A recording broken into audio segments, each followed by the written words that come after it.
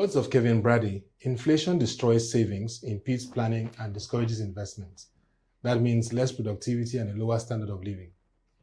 Welcome to the Economy and Politics Conversation. I'm Ottoabasi Abasiekong. This edition will discuss assessing Nigeria's inflation trends and the cost of living. Joining me in the studio for this conversation is Funmi Adebowale, Head of Research, Parthian Partners. It's great to have you on the program. Thank you for having me. Very well. So let's begin by looking at the latest inflation rate for February 2025. This is the second one coming since the rebased CPI. It shows another decline to 23.18% from 24.48% in January. So it's declining in terms of the trend, but the reality is it the same with households? Cost of foodstuffs, transportation, and of course, general cost of living. Yeah, so thank you for that question. So I'd like to say, firstly, that this is the first decline after the rebasing. Because the truth of the matter is, people were saying that inflation declined from 34.6% in December to 24.48% in January. That was not a decline because you have to compare onions with onions. So the December figure was based on the old methodology, while the January figure was based on the new methodology. So now this is the first decline, which is good. And the truth of the matter is, even before the rebasing, expectations are that inflation will mostly decline in 2025. Number one, because we're coming from a high base where the shocks of the PMS subsidy removal, the liberalization of the exchange rates will begin to wane. So now, if you also look at the numbers, you know that this decline was primarily driven by lower food inflation, and that's because of the harvest. During that period, we see improved supply, and it affects supply, especially for commodities that are perishables. You don't have a choice than to sell off, especially when you don't have storage facilities, and that will push down the prices. And we've seen that in the last couple of months, we've seen the price of tomatoes, onions decline sharply, even beans and the likes. Yeah, but if you look at the core index, it's up. And what that means is that inflationary pressures are still embedded in the economy. And if you look at the other factors that are core, look at rent. Rent cost is on the high side. It is crazy cost this period of time. Cost of rent. So, and I think that's where the government also needs to come in to regulate that sector. Then in terms of how lower inflation is affecting the price of commodities, it is important to understand that. Let's go back to economics. There's what we call inflation, disinflation, and deflation. So inflation is a persistent increase in the price of commodities. Disinflation means that prices are increasing, but at a slower pace, which is what we are experiencing now. So if you go to the market and prices are up, they are up, but the rate at which prices are increasing is slow compared to what we saw in January 2023. You go to the market today, is 100 naira, tomorrow is 150. So we are experiencing disinflation. Then deflation is actually when prices are declining, and that is not also too good for the economy because you need some level of inflation. We call it NIRO, the natural rate of inflation, for the economy to grow. So going to the market and you see that the price of some commodities are going up doesn't mean that the numbers are not correct. It just means that, okay, the rate at which it is increasing now is lower compared to what we saw maybe in the last year. And but for commodities that are seasonally driven, yes, you can see the price come down, increase depending on the harvest season and the planting season. So since December, we've been in the harvest season, and that's gradually coming to an end. In Q2, we'll start seeing the planting season, and we'll see commodity prices reverse that downward trend. And what that means is that inflation is likely to also reverse this downward trend we are seeing in the coming months. Yeah, I mean, very, very interesting. When we looked at the headline inflation, Southeast had the highest headline inflation, Southeast had the highest food inflation as a region. So we just hope that subsequently that trend changes. Southeast, Northwest were the highest in terms of the trends. Yeah, so the thing is, you have to look at the production point and the market point. How far is the production point from the market point? Because you have to also put into consideration the logistics cost. While Lagos might not be like the production point, because when you import, most times it goes through the Lagos ports. So that is the impact of logistics from moving it down from the farmland compared to the south. Exactly. There's a lot of challenge around storage and all that. Now, devaluation remains a considerable challenge as households navigate squeezed real income. This is even impeding their purchasing power because you need to have what you call ego or in the Igbo language, ego money and all that. But what are the implications as low-income workers seek to diversify their income sources. I mean, these are challenging periods. People have expressed their frustrations across the country in the cost of living. But again, diversifying your income also helps in this time. Yeah, you're very correct. In the last 1 year, the average Nigerian has been embattled. Price of commodities, rent, everything is up, and it keeps people worried, especially for people that don't have maybe stable income or low income, for the low income earners. But the good thing is there are other ways there are other legitimate ways, because there are different ways you can make money, but there are other legitimate ways of making money. I've heard people talk about the fact that multiple sources of income will help you ease any pressure in cost of living. While that might be true, I'm of the opinion that when you are choosing your side hustles, like we call it, it's advisable that it is something within that's close to your primary source of income, because that will ease stress of trying to run your main hustle and your side hustle. For instance, I'm an analyst. I go to work, I read to ensure that I give review the economic data, giving implications and outlook. Imagine me having a side hustle, of maybe having a shop where I sell foodstuffs. One will suffer for the other. Exactly. But if I have a side hustle that is close to what I do as my primary source of income, it will be easier. Another way I think people can also, ease the impact from cost pressure is to invest. Investment is so good that you can be making money while sleeping. Yes, the only thing you need is to increase your knowledge base, your investment knowledge. You have to read wide on finance, understand the pros and cons of the different investments we have. There's fixed income, there's stock, equities, there's real estate. So you have to take the pain of studying to understand the nitty-gritty of any investment class you're trying to go into. Once you have that knowledge, you can make money from investment and not even think of the other side also that might give you more stress.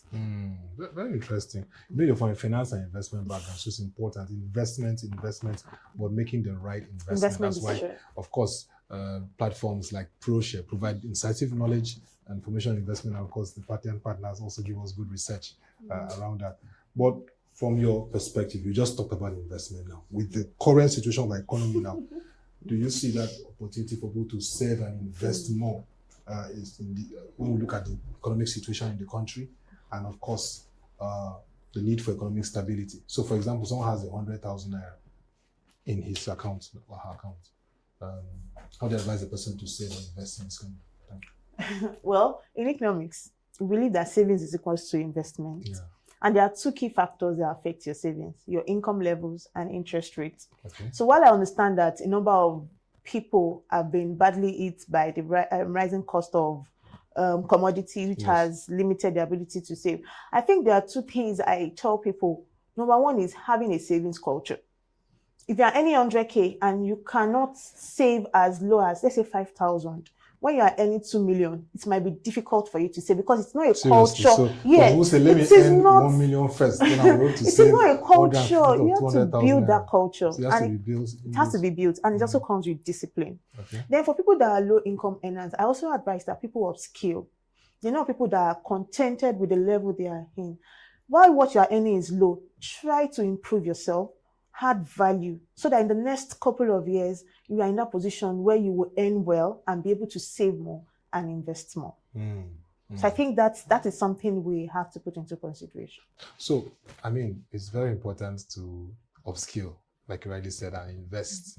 Look, savings culture. So there's no excuse. There's no excuse. There's been this talk in the financial market that we lack a savings culture even in the country. That's why we can't mobilize capital. So I think regulators and the market operators need to continue that financial education and awareness on need to save, invest in this. Yeah, it is very important. It is very important.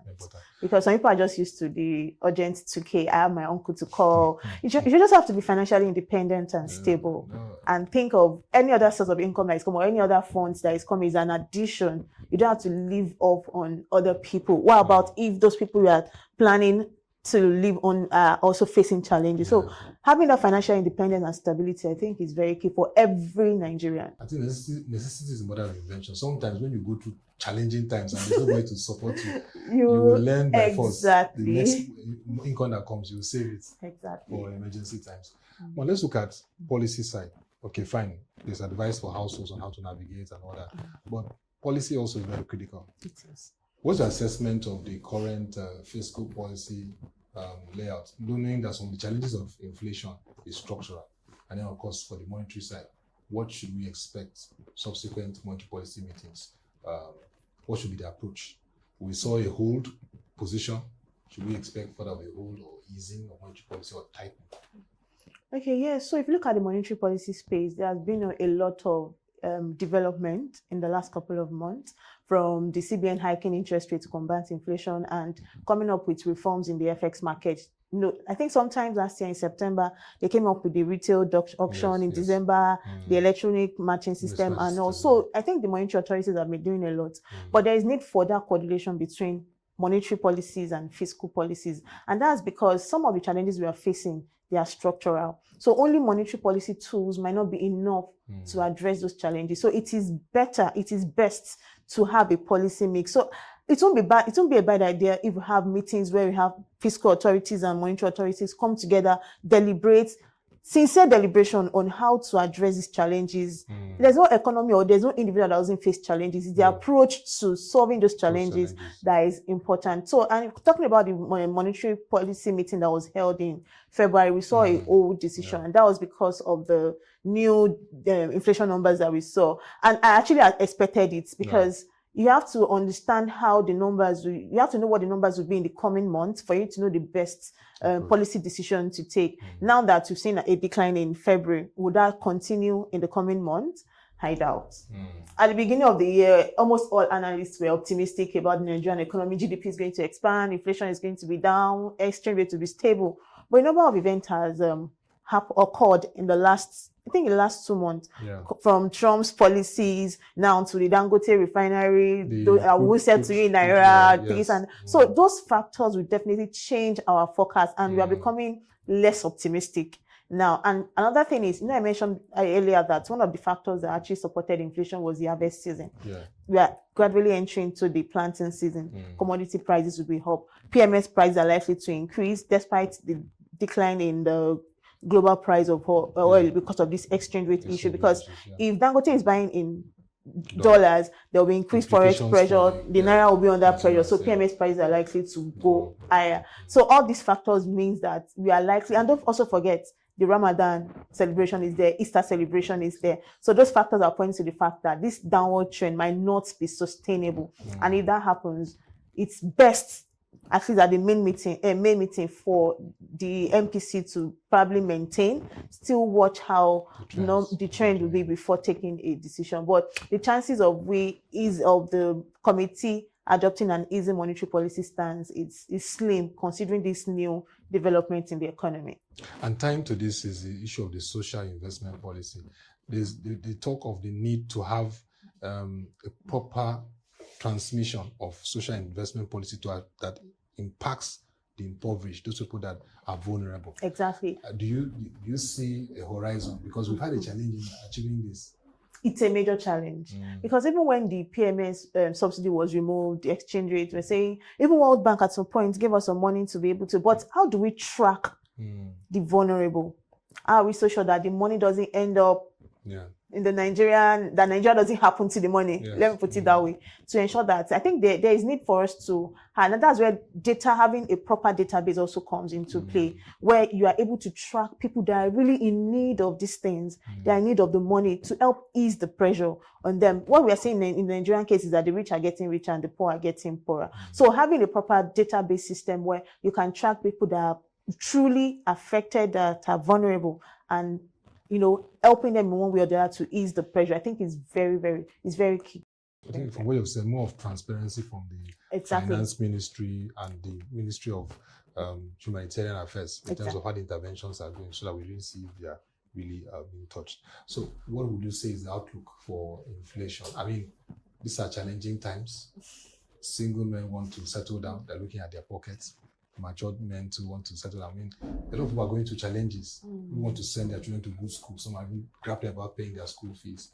Rent, like we said, is on the high side. Lagos, Enugu, Aba, everywhere in the country, rent is a major conversation. So what's the outlook like? You've just talked about Dangote now. We're all excited about the crude for Naira. Exactly. But for now, there's still conversations. So if there's no solution, we're going to see an uptick in the pump price. Electricity bills are there. Exactly. Another issue of challenge. So what's the outlook? So like I mentioned, for inflation going forward, maybe from Q2 and second half of the year, we're likely to see a reversal in the downward trend. And that's because I mentioned a number of factors. There is the Trump tariff policies that are likely to affect Nigeria. Now, if Dangote also starts demanding for dollar for PMS, crude oil imports, then that will increase the FX and the Naira will come under pressure. Then planting season is also there. So all indications are pointing towards the fact that inflation is likely to increase going forward. So for an average Nigerian, well, you don't have a control over what inflation is likely to be. It's outside your control. So I think what we should be doing at this point is to look at how to reduce the impact on my income, on your income. Do I have extra funds to be able to save and invest? If you have, good. If you don't, because you are earning so little, think of means to upskill yourself, add value to yourself, and also identify problems that you can solve that can give you more money. With that, when your income increases, then you have more power to start saving and investing. I think that is just my advice for the average Nigerian, because you don't have control of what inflation is likely to be. It is what it is. We just have to find a way around it. So the key word is we have to upskill, invest. Then before you invest, you need to read. You need financial literacy. You have to be financially literate. You need to understand how each class of investments work. What are the risks? What are the return? And not MMM. Not fast Ponzi money, not Ponzi scheme. A lot of friends Exactly. So you have to understand the different classes of investments we have. What are the pros and cons? How do you benefit from this investment class? And there are legitimate ways of making money, and with time. And Rome is not built in a day. You can't start today and expect that you want to be like Dangote. It's a gradual thing. And you have to have that savings culture. You have to be disciplined. For you to, then you have your focus. You have to be disciplined. Then you need your focus. Okay, your vision, what do you want to achieve? Have a plan, a road plan, and stick to it. Exactly. Very interesting conversation, Funmi. I really enjoyed this, and I think we'd hope to discuss further on this when we go to the second half of the year to see if things are better. What's the horizon like for inflation? But thank you very much, Funmi Adebowale, Head of Research, Parthian Partners, for this very interesting conversation on assessing Nigeria's inflation trends and the cost of living. Thank you very much. Thank you. Thank you. Thank you. According to Paul Craig Roberts, the road to economic well-being is to reward productive economic activity and to provide a moderate and predictable growth of money to finance real economic growth without reigniting the fires of inflation. To our viewers, if you want to get further insights on this interesting conversation, visit the ProShare website displayed on the screen and follow our social media platforms to engage further. Until we come your way again, enrich yourself with knowledge of socioeconomic developments around you. It is wise. I'm Ottoabasi Abasiekong. Thank you for watching, and bye for now.